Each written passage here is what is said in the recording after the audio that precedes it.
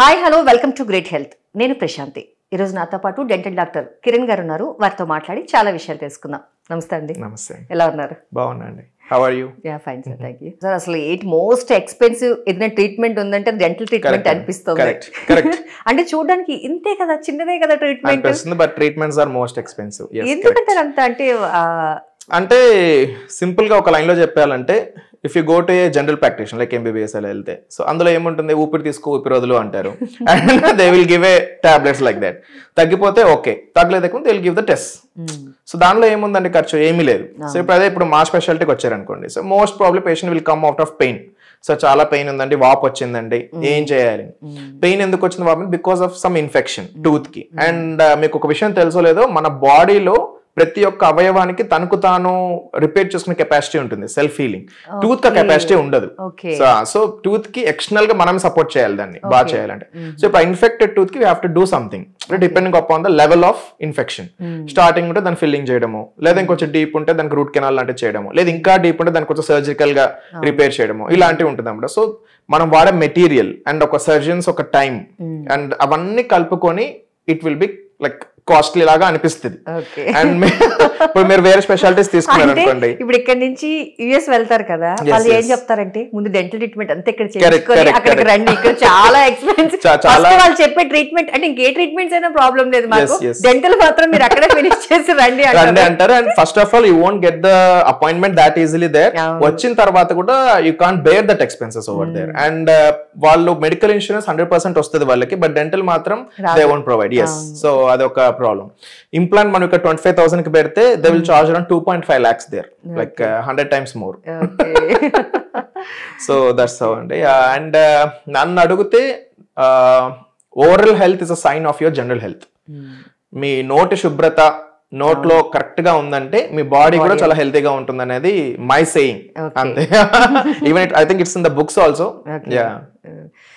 అసలు ఫస్ట్ ఒక పన్ను పుచ్చిపోవడానికి రీజన్ ఏంటి? అంటే ఫుడ్ అంటారా, లేకపోతే బాడీలో ఏదైనా చేంజెస్ వల్ల? అసలు ఫస్ట్ రీజన్ ఏంటి?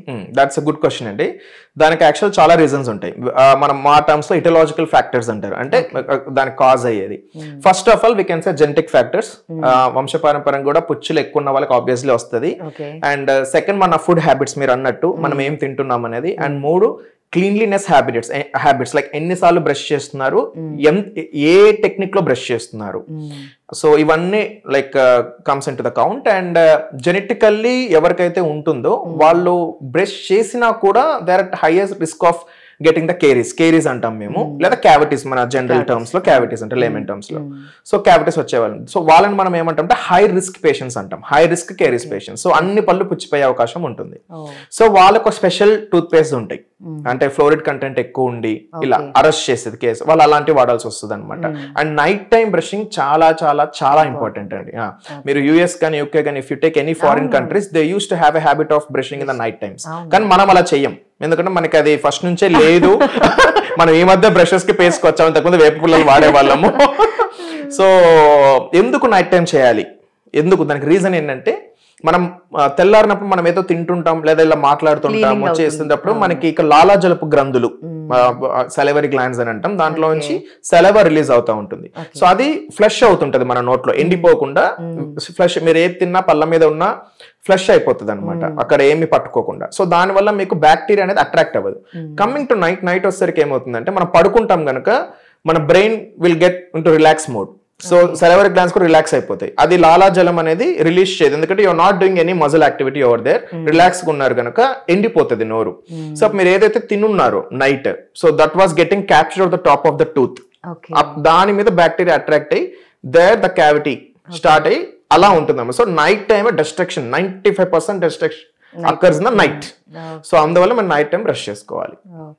బ్రష్ ఓకే, బట్ అసలు టంగ్ క్లీనర్ అనేది చెయ్యాలా? కంపల్సరీ చేయాలండి టంగ్ క్లీనింగ్. ఎస్, ఇప్పుడు అందరు అనుకుంటారు డెంటిస్ట్ అంటే only they deal about the teeth. No, they will deal entire face area including the tongue. Tongue ఎందుకు వైటల్ పార్ట్ అంటే, మీ టంగ్ ని మీరు క్లీన్ చేసుకోలేదు అనుకోండి, ఏమవుతుందంటే దాని మీద ఫ్లోరా పెరిగిపోతుంది. ఫ్లోరా అంటే I can say bacteria simply. ఆ బ్యాక్టీరియా పెరిగి ఒక లేయర్ లాగా ఫామ్ అయిపోయి first of all bad breath వస్తుంది.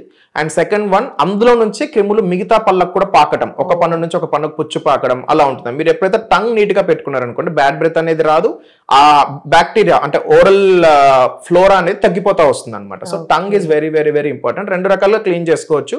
ఒకటి మీరు వాడే బ్రష్ నే యూ కెన్ జస్ట్ బ్రష్ చేసుకోవచ్చు, ఫారినర్స్ అలానే చేస్తారు. Or else you can use the tongue cleaners.